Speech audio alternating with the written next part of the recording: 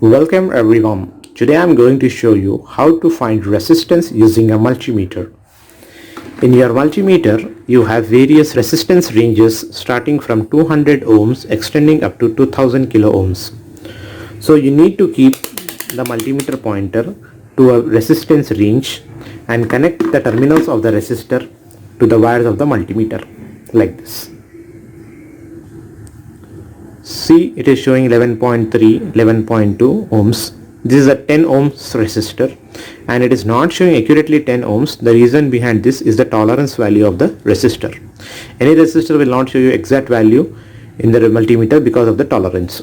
Since resistor is a polarity less component, you can connect the negative to the positive and positive to the negative also, like this. Now I'll take another resistor. See, it is not showing a value because it is a higher range resistor. So we need to vary the resistance range. Now I'll keep at 2000 ohms.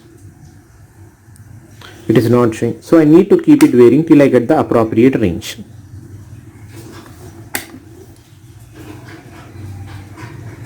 See, it is showing 31.9, 31.8 kilo ohms. This is a 33 kilo ohms resistor. Again it is showing not accurate 33 kilo ohms. This is because of the tolerance. So you need to vary the ranges till you get the appropriate range of your resistor. Thank you.